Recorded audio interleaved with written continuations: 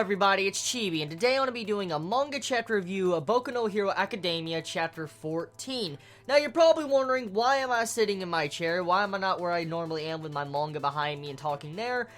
Well, I just got done doing a Hunter x Hunter review, and honestly I'm lazy. I did not feel like moving all my camera and equipment and stuff to where I usually do my reviews. So I decided, you know what, I'm just going to do the review like this, so yeah. So let's begin the Boku no Hero chapter 14 review. So, I just want to start off and say, this chapter, damn, I am absolutely loving this series. Now, it's 2:42 a.m. in the morning right now, so I could be a little bit off and just, not be processing this chapter right, but this chapter, man, it really, really is fucking good. The setup of this series just has so much potential. I've said it a lot, but I will say it again. I have the pictures right in front of me. I'm just looking at them right now. The artwork alone in some of these pages are absolutely ridiculous. Like, the final pages or even the beginning page, like the first fucking panel when you start this chapter, chapter 14, it looks amazing. Like, you get to see the Venom look like, you get to see this dude that looks like a freaking black shadow flame, and you get to see Dr. Hands. One of the Chibits gave me the names, but I still don't have the name down yet. But still, the overall artwork on this is just ridiculous. I want to be straight out honest from my personal perspective. I feel like the artwork of Boku no Hero is better than majority of the manga currently ongoing in Shonen Jump, in my personal opinion. I want to be saying that right now. I personally believe that it actually is even better than Fairy Tail's artwork. Now, we can say whatever we want about Fairy Tail, but we can't deny Fairy Tail does have good artwork. And I will say this, I think Boku no Hero actually does a lot better job when it does come to the artwork. Like, the entire aspect of getting to see Izuku. Oh my god, when you see him put on his freaking, goggle glasses in this chapter, that right there, like I'm looking at right now, it looks ridiculous, the artwork. The shading in the artwork is amazing. I want to say right now, it's just absolutely amazing. Like, I mean, one thing, too, I loved about this is the dialogue reminded me a lot of Hunter x Hunter, to be honest. I just got finished doing the Hunter x Hunter review, and I saw a lot of dialogue in it when I was reading the chapter. And when I go into this chapter of Boku no Hero, it has a lot of dialogue. I want to be straight out honest. Like, I mean, there's just so much dialogue in this, I actually had to read it for like 15 minutes, 10 to 15 minutes. I just processed everything, thinking about it, looking at the artwork, admiring the artwork, stuff like that. This chapter, pretty detailed. It's a really detailed chapter, and the artwork is just no joke. And I'm not even getting into the specifics of this chapter. I'm not even talking about what this chapter progressed, the concept, and stuff like that. I'm taking a moment to actually admire this mangaka's artwork. So, getting into it, I want to talk about something that really, really got to me in this chapter, that stood out from everything in this chapter. I want to actually quote Izuku. I'm going to actually quote for what he said in this chapter, and tell me what you get from this entire aspect of what he's saying. Why do they want to kill him? He's talking about All Might. So, why do they want to kill him? Because he's been a deterrent against villains, against evil? Or is it just because he's called the symbol of peace? That can't be. It must run deeper, but then what could it be? Panels, you see Izuku actually having flashbacks to his previous times, like his darker times when he's becoming a hero, and then you see more monologue inside him. He says, like, congrats on passing, have no fear, All Might is here. And he's like, they're reasoning. He's like trying to figure out the reasoning to the villains, like, why would the villains want to kill All Might? Why would they want to do that? Is it because he is the symbol of peace? Is that why they want to kill him? Or is it something else? Is there a deeper motive? That is what Izuku is trying to figure out, and getting to see how Izuku as a character is trying to deduce what these villains are thinking. Why are they acting the way they are, and why do they want to kill All Might? It really, really just shocks me how intelligent our characters. I've said it a couple times in my reviews. I've said it quite a bit, actually. But seeing Izuku, how he's trying to figure out how to understand the villains and why they want to do that, it opens my eyes up to some couple little aspects about this series of what direction it could possibly take. This is me theorizing. I'm just theorizing right now with what the information I was given, and I'm just going to say, this series is definitely referencing Hunter x Hunter in certain aspects. If I'm correct, last chapter had an enhancer type power, like we had an enhancer type of quirk ability. It was mentioned in last chapter, if I'm correct. And with this chapter, we get to see an emitter type quirk ability. So clearly there's some elements of Hunter x Hunter with nin type abilities being introduced into Boku no Hero Academia. And with this aspect, it makes me think that maybe this mangaka is trying to add in certain elements from different shonen. Like, well, there's a lot of, like, elements that remind me of Naruto, and then there's some elements that remind me of Hunter x Hunter. And to see some of these aspects, it actually intrigues me. Because what if this mangaka decides to take the route of the series in a different path?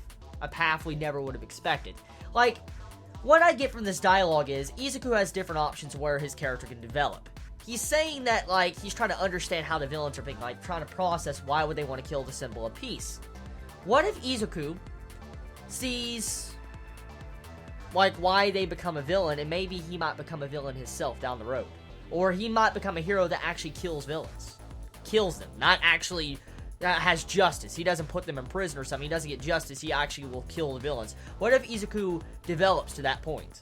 What if he becomes something like that? Because, I mean, let's be honest here. A lot of shonen and manga actually do push the level of seinen sometimes. I mean, look at Hunter x Hunter. But you could say whatever you want about Akame ga Kill. It does push that level, especially with all the deaths inside of it. So, yeah, the shonen's not new when it comes to stuff like this, having like an anti-hero type main male character. So what if Izuku develops into something like that? Let's say All Might dies, and then he wants to kill the villains to get revenge, and he develops into like an evil type hero. I mean, the concept of anti-hero would actually be very interesting for the series if we think about it, since, I mean, you have villains and heroes, there has to be an anti-hero. I mean, it'd be a very interesting concept for the mangaka to introduce if that does happen. But anyways, enough with going deeper into this chapter, let's talk about other aspects of it. For one thing I do want to talk about is the funny little things with Great Boy. Oh my god, dude. Fucking Great Boy, dude. I fucking love it, dude. I don't know if it's because I'm fucking tired or not, but what makes it so funny is what Great Boy says. I want to quote Great Boy. She's a frog, so why is she so, you know, in the chest area? Huh? And he's leaning his fucking cheek up against her oppa. He's leaning it up against Tsuyu, the oppai, and he's like, why are they so big? Oh my god. Great Boy is a pervert, but he's amazing. But we get to find out a little bit more personality with Great Boy in this chapter. It seems like he's a little bit of a coward from my first looks at his personality. Like, he's very scared. He wants All Might to arrive, as I can see from these panels I'm looking at, and he wants just All Might to get here to save them. That's pretty much what it is. So, first impressions of his personality, he's a pervert, but he's a coward, pretty much. He's just a downright fucking coward. Now, Tsuyu, I'm starting to understand why so many people are starting to ship her with Izuku. Now I'm starting to understand why she's called Greatness after this chapter. I've been told by a couple Chibits I would understand why she's so good after I read this chapter, and I think I'm starting to understand why. It's not just because of the sexual joke with, you know, Great Boy doing against her with her oppai. It's the overall aspect of her personality. I'm really, really loving Tsuyu's personality. She's so straightforward. She is a straightforward type of character that will say it like it is. Like, I mean, here's the description of her power that the mangaka decided to do. I don't know if it's because the translators wanted to have a joke or not, but here's the description of Tsuyu's powers. Quirk, frog form. Does whatever a frog can. Makes sense. I don't know if that's the translators trying to have a joke there, or if that's the actual mangaka putting it something like that. That's pretty fucking hilarious. That description of the quirk is funny as fuck. That is really, really funny. But it's not just that. Getting to see her abilities, how she saved Izuku, fighting in the water, the way her skills are done, I'm really liking it. I'm really liking her character a lot. Her personality, I'm just really enjoying the straightforward personality. I didn't cover it much in my last chapter review, but Tsuyu's personality towards Bakugo, the way she just bitch slapped him in the face and told him like it was, how he was immature, I really enjoyed that. And I really wanted to mention that now. So getting to see her personality, the way she acts in this chapter, it's once again making me have a better impression of her character. Now, let's get into the other aspects of this chapter. You have it to where Aizawa is actually in the middle of combat. And we get to actually see Aizawa, this Kakashi-type character that I said reminds me of Kakashi, get in a little bit of a fight. And what's really cool in this chapter is that he is a character or a hero that is actually good at fighting large crowds. Like, for instance, if he's surrounded by a bunch of villains, he's better against like 30 people versus one, for instance. He's the one versus 30 people than having teammates, because he has these goggles on where he can actually just look at people and deactivate their abilities. He can erase them, as we know, as long as he keeps his eyes open, he erases their abilities. But with these goggles on, the villains can't actually know who he's looking at. With these goggles, they hide the sight where the villains don't know which direction he's looking at, so they really can't hide from his vision. So that's really interesting the way that was developed. But there's also other interesting factors we find out about these quirk abilities, which leads me into the similarities of Hunter x Hunter. Emitter-type quirks. From what we find out, emitter-type quirks do not work against Aizawa's ability. For instance, like, if they have emitter-type quirk abilities, Aizawa's ability will not work against it. Because you see this dude that, like, transforms into a different type of emitter ability or whatever, as it says here. Let me find the exact page where I can get it, where I don't fuck up. Okay. Can you erase mutant shapes like us? That's what the dude said. And he's like, it only works on emitter and transformation class quirks. Okay, so I got that wrong. The only things that actually his ability can work on is emitter and transformation class quirks. So that's the only thing Aizawa can actually manipulate with his eyes, from what I'm understanding with this. But Aizawa makes up for his lack of ability to, like, kind of put down mutant shape quirks with his actual physical strength. He's very strong up close, and it's actually demonstrated in this chapter, which really impresses me how he's able to even fight without his quirk powers with physical strength. So he's no pushover. Aizawa is clearly no pushover, and that's really badass. I'm just gonna say right now, that's really badass. Another thing, too, is the introduction of the, like, black flame type dude with a different dimension. The dude can actually use warping type abilities. He has the ability to warp.